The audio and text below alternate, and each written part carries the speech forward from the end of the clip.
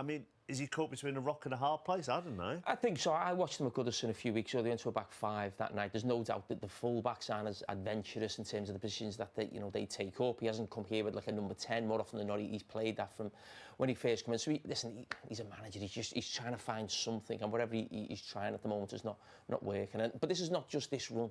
You've got to remember this goes back to last season. I think Tottenham have lost 20 of the last 45 games.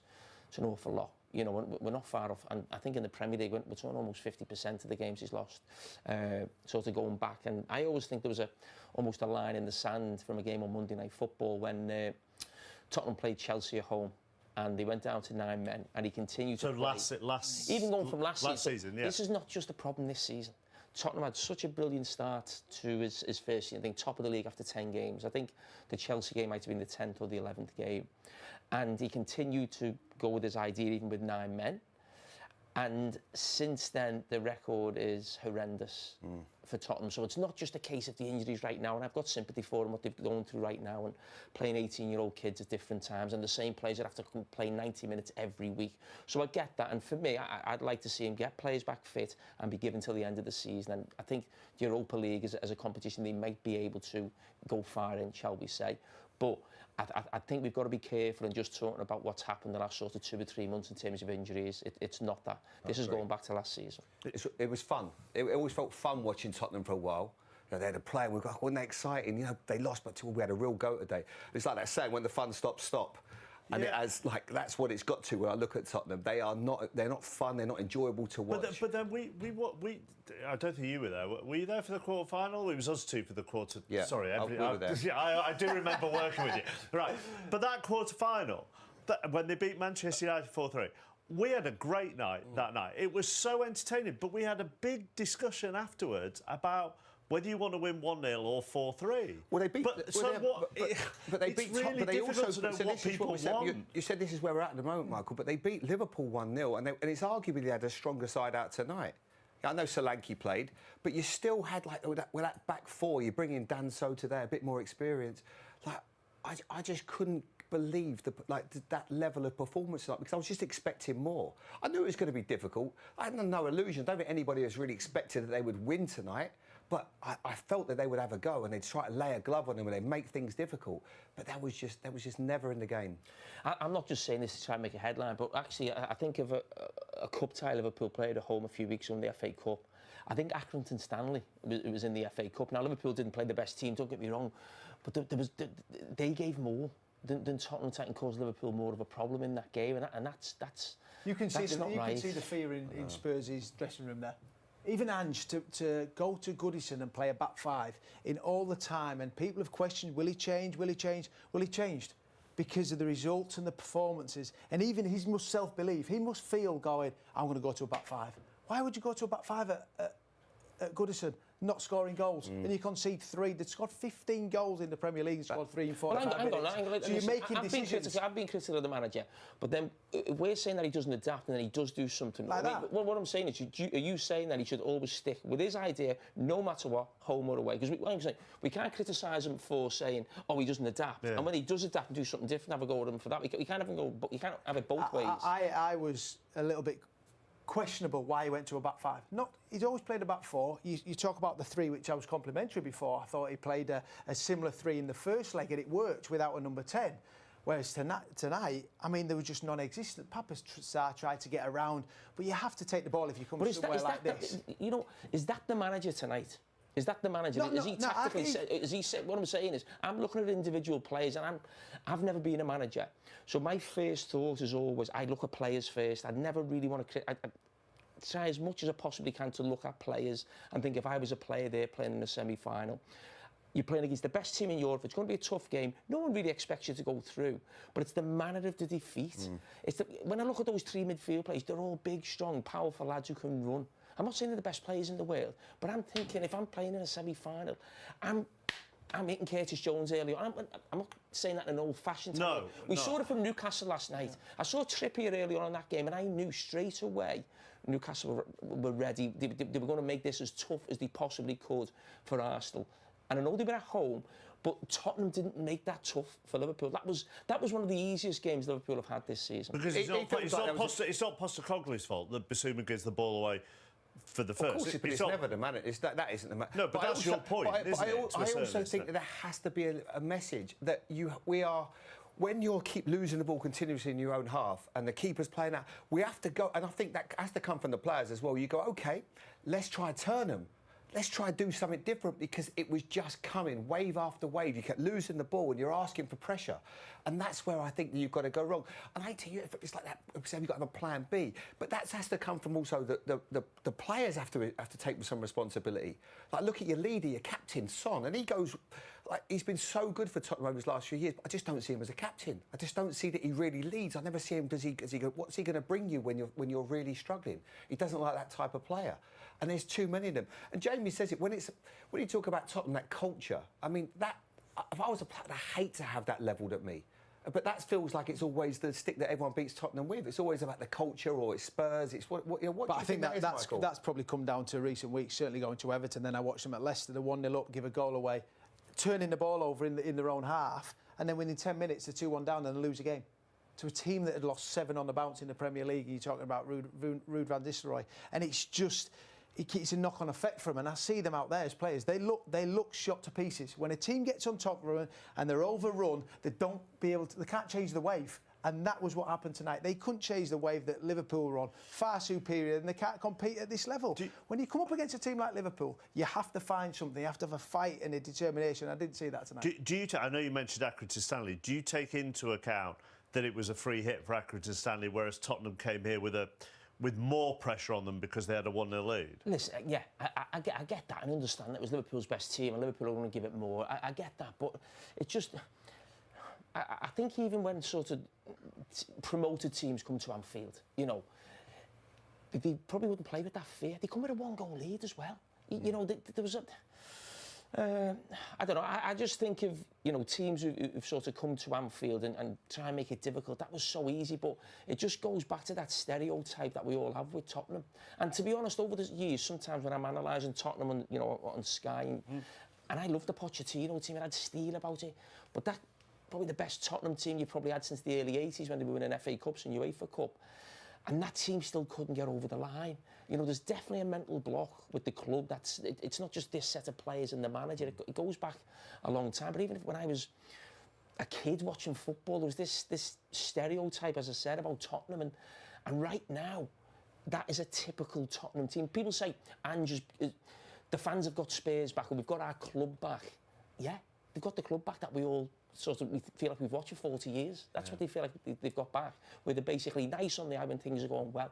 You never expect them to win anything, don't win a big game, and when they get beat badly. That must infuriate you. It must have infuriated you when you played, if that was levelled, because you're not responsible for what's happened in the past. Yeah, I completely agree with that. And when I speak So this group of players aren't responsible for what's happened in the past? Yeah, and it will hurt them. I go back to Poch's his time when I left. That was a group of players where you go, they should have won something. I believe that. And so when you're always spoke about, I was in the squad that we won in 2008, and it blows my mind that I haven't won anything since.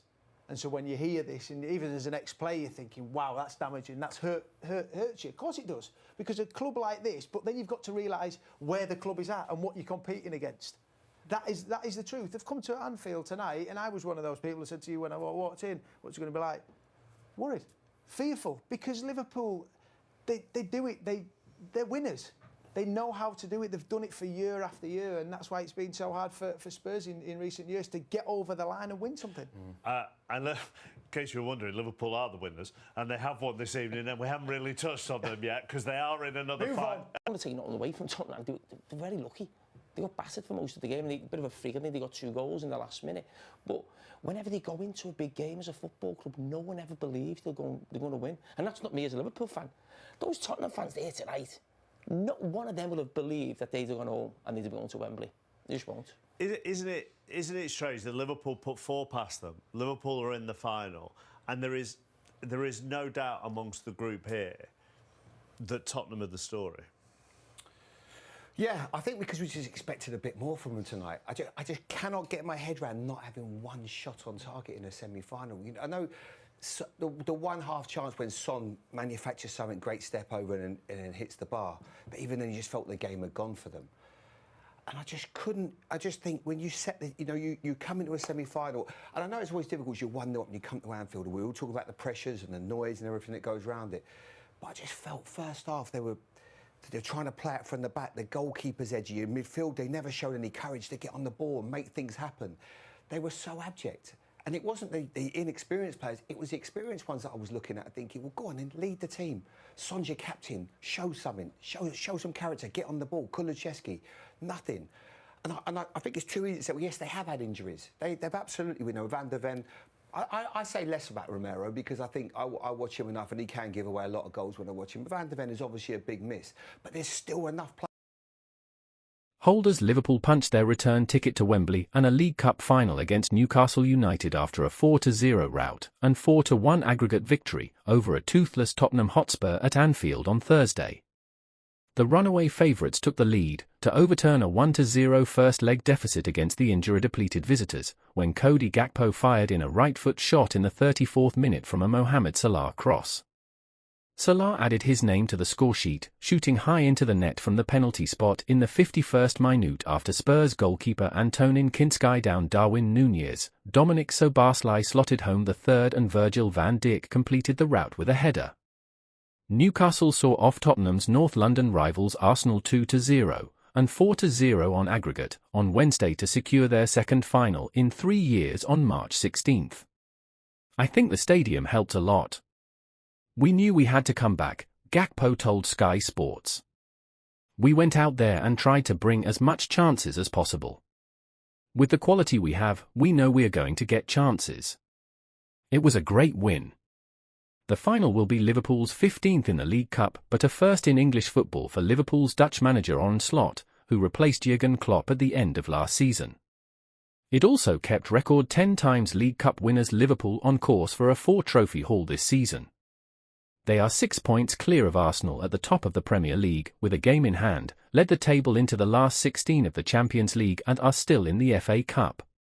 Defeat was a bitter pill for Tottenham boss Ange Postecoglou, who has highlighted his record of winning something in his second season at a club but now has only the Europa League and FA Cup to aim for. Striker Richarlison added to his injury concerns when he went off injured in first-half stoppage time, handing a club debut to new signing Mathys Tel. A tough night. Credit to Liverpool, they were way too good for us tonight. We never really got to grips with the game, with or without the ball, just allowed them to get control pretty early, Postecoglou told ITV Television. We never really played to our ability and our strengths today. We just sort of shied away from the challenge a little bit, he added.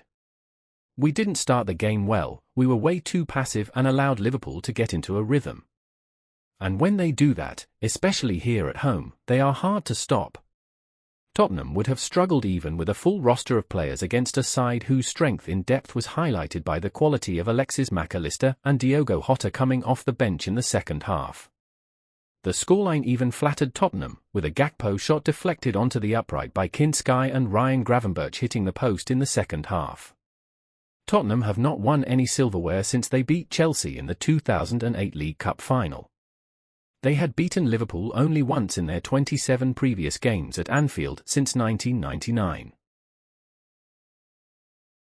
Cody Gakpo, Mohamed Salah, Dominic Szoboszlai and Virgil van Dijk were on target for Arne Slot's men, who will face Newcastle at Wembley on March 16 for the first silverware of the English season. Postecoglou's hands were again tied by a mounting injury list, which was added to when Richarlison hobbled off in the first half. However, the meek nature of their surrender raises further questions over the Australians' position as the visitors did not manage a single shot on target. Postecoglou promised early in the campaign that he would continue his record of winning a trophy in his second season at various clubs and end Spurs' 17-year trophy drought in doing so. Tottenham sit 14th in the Premier League and there is speculation that Postecoglou's job is on the line when they travel to Aston Villa in the FA Cup fourth round on Sunday. We had a great opportunity and unfortunately we didn't grab it, said Postecoglou. There's still plenty to play for us this year. We have a huge game with Villa on Sunday. Often derided for his gung-ho approach, Postecoglou's team selection appeared to have containing Liverpool in mind. But there was little doubt over the outcome once Gakpo opened the floodgates on 33 minutes. They were too good for us, added Postecoglou. We didn't start the game off on the right foot and allowed them to get comfortable, and once they got comfortable, it was very difficult then for us to wrestle that control back. They are in a great moment, but I would have liked us to play more like who we are. In contrast to Tottenham's desperation for silverware, Liverpool remain on course for a quadruple in Slot's first season in charge. The Reds enjoy a 6-point lead at the top of the Premier League, have cruised into the last 16 of the Champions League and visit Championship strugglers Plymouth in the FA Cup on Sunday. But Slot said that securing a place in the Wembley final made it the most special night of his tenure to date.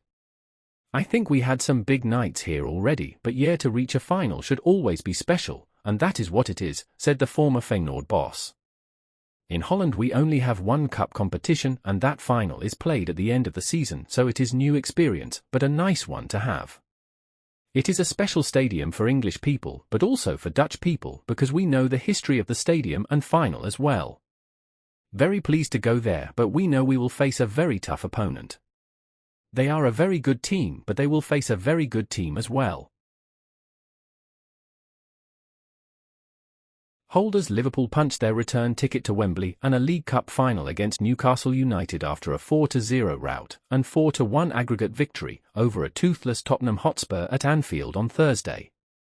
The runaway favourites took the lead to overturn a 1-0 first-leg deficit against the injury-depleted visitors when Cody Gakpo fired in a right-foot shot in the 34th minute from a Mohamed Salah cross. Salah added his name to the scoresheet, shooting high into the net from the penalty spot in the 51st minute after Spurs goalkeeper Antonin Kinskey downed Darwin Núñez. Dominic Szoboszlai slotted home the third and Virgil van Dijk completed the rout with a header. Newcastle saw off Tottenham's North London rivals Arsenal 2-0 and 4-0 on aggregate on Wednesday to secure their second final in 3 years on March 16th. I think the stadium helped a lot. We knew we had to come back, Gakpo told Sky Sports. We went out there and tried to bring as much chances as possible. With the quality we have, we know we are going to get chances. It was a great win. The final will be Liverpool's 15th in the League Cup, but a first in English football for Liverpool's Dutch manager Arne Slot, who replaced Jurgen Klopp at the end of last season. It also kept record 10 times League Cup winners Liverpool on course for a 4-trophy haul this season. They are 6 points clear of Arsenal at the top of the Premier League, with a game in hand, led the table into the last 16 of the Champions League and are still in the FA Cup. Defeat was a bitter pill for Tottenham boss Ange Postecoglou, who has highlighted his record of winning something in his second season at a club but now has only the Europa League and FA Cup to aim for. Striker Richarlison added to his injury concerns when he went off injured in first-half stoppage time, handing a club debut to new signing Mathys Tel. A tough night. Credit to Liverpool, they were way too good for us tonight. We never really got to grips with the game, with or without the ball, just allowed them to get control pretty early, Postecoglou told ITV Television. We never really played to our ability and our strengths today. We just sort of shied away from the challenge a little bit, he added. We didn't start the game well, we were way too passive and allowed Liverpool to get into a rhythm. And when they do that, especially here at home, they are hard to stop.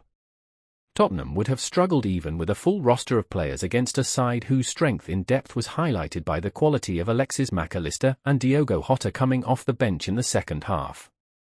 The scoreline even flattered Tottenham, with a Gakpo shot deflected onto the upright by Kinskey and Ryan Gravenberch hitting the post in the second half. Tottenham have not won any silverware since they beat Chelsea in the 2008 League Cup final. They had beaten Liverpool only once in their 27 previous games at Anfield since 1999.